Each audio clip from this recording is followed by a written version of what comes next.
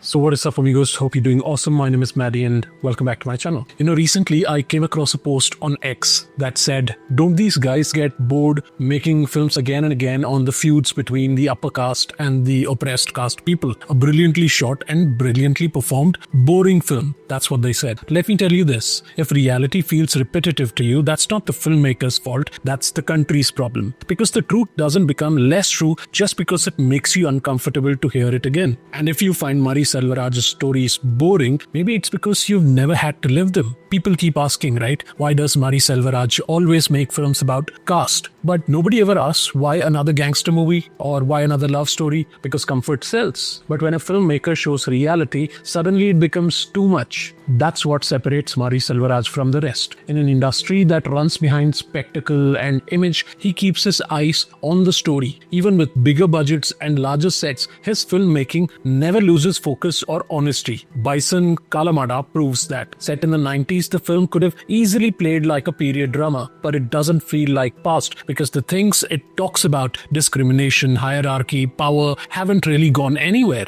The film might show the 90s, but it's also showing us today. The story follows Kita, a kabaddi player from the village of Manathi, based on the life of real athlete Manathi Ganesan. His father Veluswamy, played by Pasupathy, is a daily wage worker who lives with dignity despite being constantly reminded of his position in society. For Kita, kabaddi isn't about medals or fame. It's the only way he can earn respect. But the same social ladder that keeps his father down follows him onto the kabaddi field. The village itself sits on a quiet fault line held together by two local leaders, Pandya Raja and Kandaswamy. Both belong to rival communities, both desperate to prove dominance. Their rivalry starts with politics and pride but spills into everything else. Land, people and sport. Every local match becomes a show of strength. What begins as a clash of egos slowly turns into tension that divides the entire village. Now, ordinary players like Keta end up caught between them, paying the price for someone else's power game. Mari Selvaraj doesn't dramatize this feud. He observes it. He shows how these men too are products of the same system that rewards control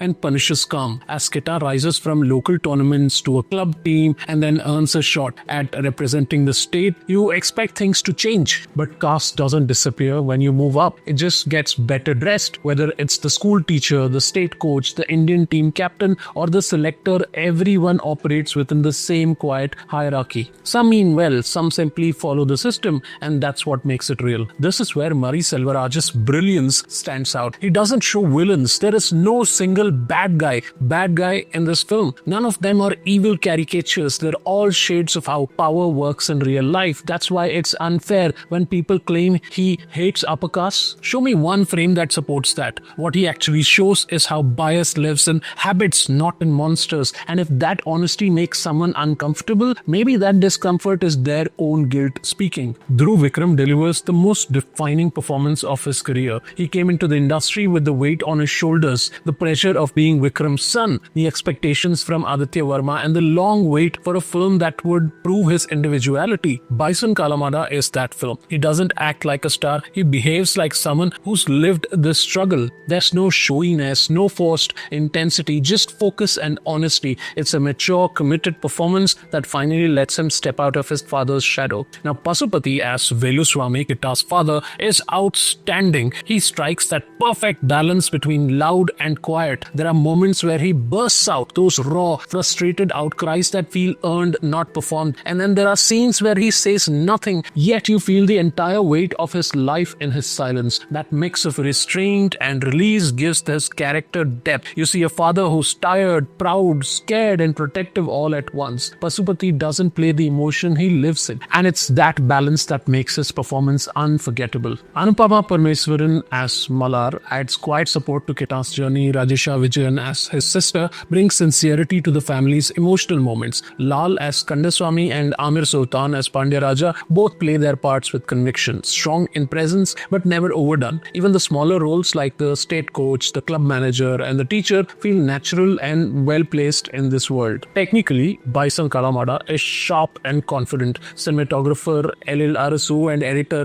Sakthikanth keep the storytelling clean and focused. The The frames never draw attention to themselves. They stay loyal to the story. Nivas K Prasanna's background score is balanced. It never tells you how to feel, it lets you feel it. And that's something many overlook. Mari Selvaraj is not just a great writer, he is technically a brilliant filmmaker. The way he stages kabaddi matches, the way he builds rhythm and space in every scene, the control he maintains in tone, it's filmmaking at a very high level. It doesn't rely on spectacle, he relies on precision. The film also uses the bison as a quiet reminder of endurance. Veluswamy keeps a bison picture at home or Kaalamaadan, not for symbolism but as a reflection of their life, strong, stubborn, unbroken. That sense of endurance runs through every frame of the film. Now, what makes Bison Kaalamaadan so powerful is its simplicity. It doesn't dramatize injustice or beg for sympathy. It just shows how inequality still decides who gets to rise and who gets ignored. And it's unsettling because none of it feels exaggerated. It feels familiar. Whether Kitta eventually makes it to the Indian kabaddi team or how his journey leads to him being honored with the Arjuna Award, that's something you'll have to experience in the film. And I genuinely urge you to watch this in a theatre because the way Mari Selvaraj tells that part of the story carries all the emotion and truth it deserves. This story may be set in the 90s, but the reality hasn't changed much. The faces are different, the language is softer, but the mindset hasn't moved far. This isn't nostalgia, it's reflection. If the film makes you uncomfortable, it's doing what good cinema should. The unease you feel for a few hours is something others live with daily. Before calling it too much, ask yourself, too much compared to what? To your comfort of pretending everything is fine around you?